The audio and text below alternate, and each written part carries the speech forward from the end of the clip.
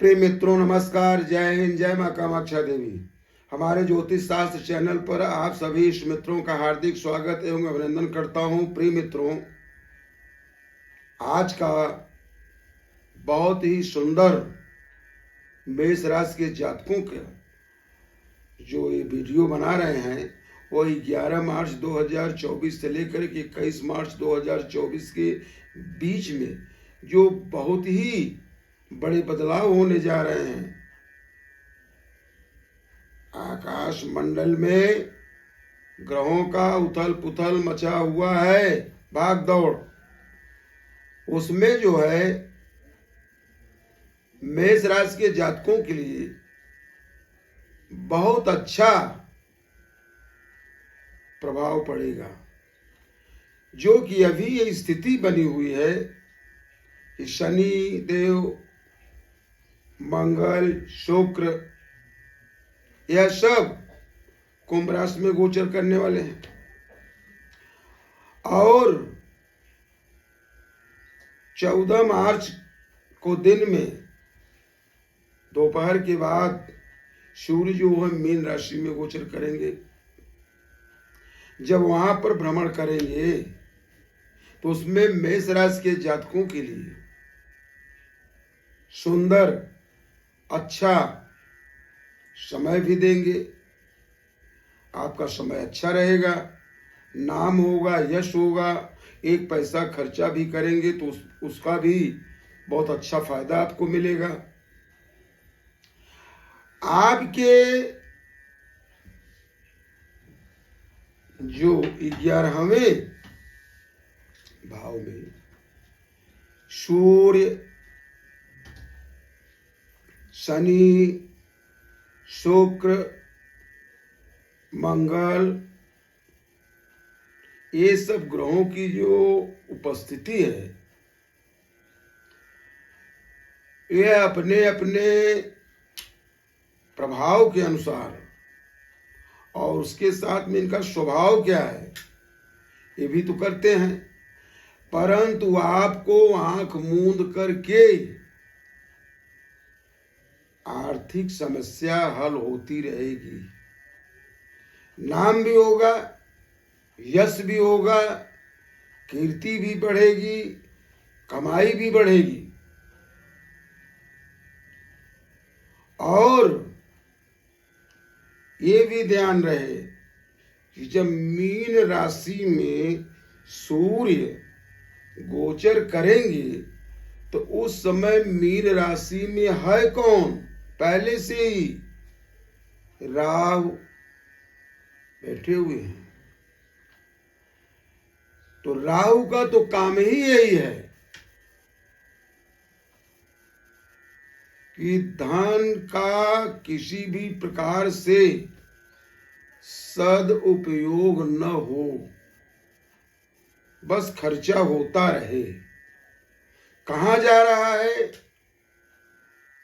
इसका कोई उल्लेख नहीं है। इसका कोई प्रमाण भी नहीं रे, कहां कहां थोड़ा थोड़ा करके खर्चा कर दे रहे हो, आपके समझे में नहीं आ रहा है। कमाई भले आपके पास आ रहा है लेकिन खर्च कहां हो रहा है इसका कोई हिसाब किताब नहीं है। और कितना खराब जगह जा रहा है, यानी कि जो आप नहीं चाहते हैं ऐसी जगह पैसा खर्चा हो रहा है। परंतु सबसे सुख की बात यह है कि पैसा इसलिए खर्चा किया जाता है कि हमारा यश कीर्ति बढ़े, हमारा काम भी हो, हमारा काम हो जो कि बहुत जरूरी है। तो यह सब चीज ऐसे ही होगा।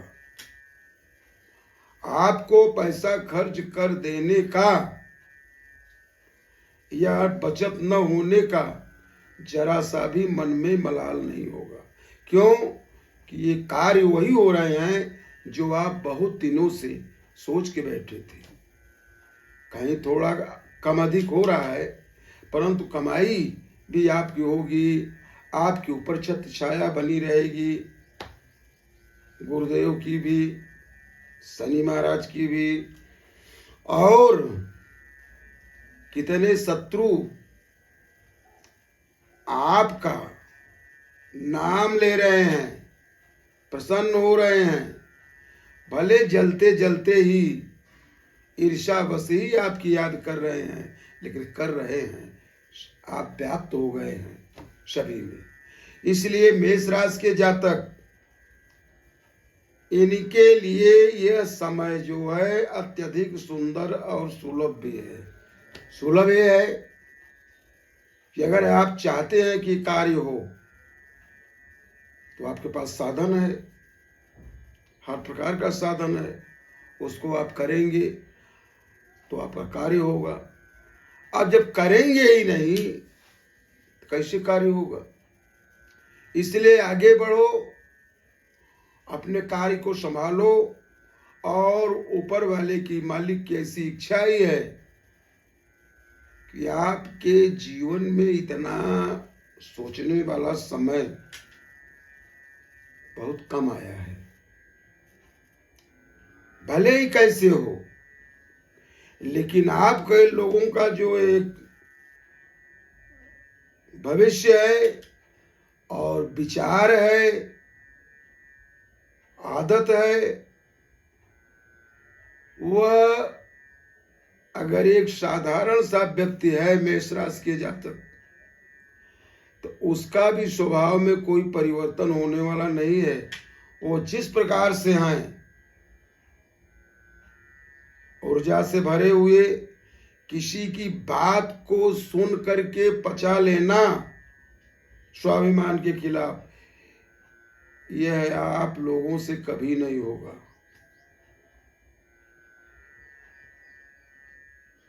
परेशानी अलग चीज है, लेकिन स्वाभिमान को किसी स्वार्थ बस बेच देना या उसकी तिलांजलि दे देना, यह मेष राशि के जातकों के लिए कभी भी शुभ नहीं है। और न तो ये ऐसा कर ही सकते हैं। इसीलिए तो सारी परेशानी है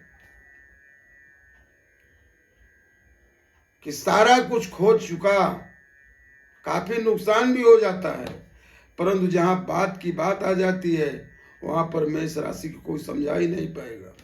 और अगर ये उग्र हो गए तो फिर सबके लिए कठिन हो जाएगा। मेष राशि का भविष्य फल जो है वो 11 मार्च से लेकर के यानी 10 दिन तक, 21 मार्च तक बहुत अच्छे अच्छे कार्य मिलेंगे।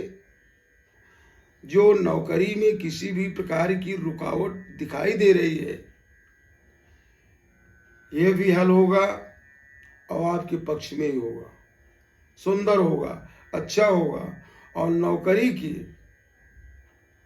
आपका अच्छा नौकरी में प्रवेश होगा, अच्छी नौकरी आप करेंगे, जिसके लिए काफी दिनों से आपका परिवार, जब आप स्वयं परेशान थे, वह समय आपका अच्छा आ गया है और वो अच्छा काम होगा भी। कुछ कार्य ऐसे हैं कि वह जो है आपके हाथ में नहीं है। तो जो आपके हाथ में नहीं है, कितना बड़ा भी कार्य हो, तो उसके लिए आप कर ही क्या सकते हैं। इसलिए उसकी चिंता मत करो। चिंता से चतुराई घटे, दुख से घटे शरीर, और दान किए धन ना घटे, कहिए दास कबीर। चिंता न करो, बुद्धि कमी होती है, होशियारी कमी आती है। रात दिन एक ही बात सोचते रहोगे, टेंशन होगा, कोई न कोई परेशानी खड़ी होगी। अभी तत्काल के समय में स्वास्थ्य से सावधान रहो। स्वास्थ्य आपका बिगड़ सकता है, गुप्त बीमारियों के कारण दिमाग में भी परेशानी खड़ी हो सकती है, सर दर्द कर सकता है। और खर्च जो हो रहा है वो तो सही है, परंतु अगर स्वास्थ्य आपका जो बिगड़ रहा है वो है आपकी उदासीनता के कारण बिगड़ रहा है। आप बिल्कुल अपने स्वास्थ्य पर ध्यान नहीं दे रहे हैं, इसलिए स्वास्थ्य बिगड़ भी सकता है। और ठीक 6ठे स्थान पर केतु बैठे हुए हैं कन्या में, वो आपका नुकसान तो अवश्य करेंगे, ऋण भी बढ़ा सकते हैं और रोग भी बढ़ा सकते हैं। तो चलो ऋण नहीं बढ़ा रहे हैं तो रोग से सावधान रहो, नहीं गुप्त बीमारी से आप परेशान हो जाएंगे, पैसा भी खर्चे करते रहेंगे और कोई फायदा भी नहीं मिलेगा और मन में टेंशन होगा, यही बीमारी आगे बढ़ी हो सकती है। इसलिए अपने स्वास्थ्य के प्रति असावधान न होइए, अपने मित्रों से, नाते रिश्तेदारों से, परिवार से मिलजुल करके रहें और हर जगह पर ही हाजिरी लगाते रहें। जहाँ वो जरूरी कार्य है वहाँ आप अवश्य बैठे पहुँचें, तो उसमें आपका जो यश कीर्ति है वो और बढ़ेगा। सोने में मिला सुहागा अधिक सुहावन लागा, तो आपका कार्य अच्छा है, सुंदर है, परंतु एक चीज ध्यान देने वाली बात यह है कि आप जोश में आकर के किसी से कोई बात का वादा मत करो, यह आपके लिए नुकसान होगा, भविष्य में बहुत नुकसान होगा। बहुत सोच समझ करके किसी बात का आप जजमेंट लेंगे तो अच्छा है। अपने मन से कोई कुछ कहा उसको हाँ कर दिया, उनको यही बोलिए, कैसा भी छोटा काम हो या बड़ा काम हो, यही बोलो कि इसको हम समझ लेते हैं, फिर हम आपसे बताते हैं। अपने घर परिवार में राय लेकर के तब आगे बढ़े, क्योंकि जो खतरे सामने दिखाई दे रहे हैं यह संकोच में आकर के आप ऐसा कर सकते हैं और उससे मेष राशि के जातकों के लिए अभी तो कोई समस्या नहीं होगी, लेकिन आने वाले समय में आपके जो मित्र हैं वो भी इस बात से नाराज हो सकते हैं जो कि आप जवान देने जा रहे हैं। इसलिए महत्वपूर्ण बात ये नहीं है कि आप क्या कहने जा रहे हैं, महत्वपूर्ण बात यह है कि उसके आपको कितना नुकसान होगा भविष्य में, इसको सोच समझ के तब आगे कार्य करें। और इस समय माँ दुर्गा देवी की, आशक्ति जगदम्बा भवानी कामाक्षा देवी की मेष राशि के जातकों के ऊपर बहुत बड़ा आशीर्वाद है और यह आशीर्वाद फलता फूलता रहेगा। जो राजनीतिक क्षेत्र में व्यक्ति हैं उनके लिए आपका कार्य तो अच्छा होगा, जो आप सोच रहे हैं वही कार्य होगा, दूसरा होने वाला नहीं है। आपके सामने कोई खड़े भी नहीं हो रहे हैं, कोई सामना नहीं कर रहा है। अब आपकी हिम्मत जैसी हो, आपके मन पर बात है, आप अगर चाहेंगे तो होगा और नहीं चाहेंगे तो नहीं होगा। इस समय आपके शत्रु भले बहुत हैं, लेकिन आपके अच्छे काम में कोई बिगड़ डाल ही नहीं पाएंगे, कुछ नहीं कर पाएगा कोई, और आपका काम होगा।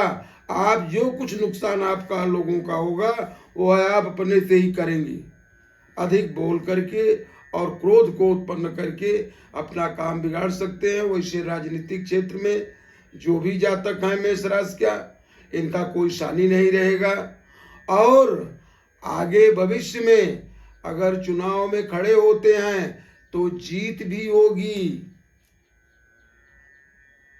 पराजय की बात ही सोचो नहीं, अपने मन से नकारात्मक सोच को तो बाहर कर दीजिए और धनुष बाण लेकर के अर्जुन की तरह अपने लक्ष्य को देखो और जीतोगे, ये निश्चित बात है, इसमें कोई दो राय नहीं है।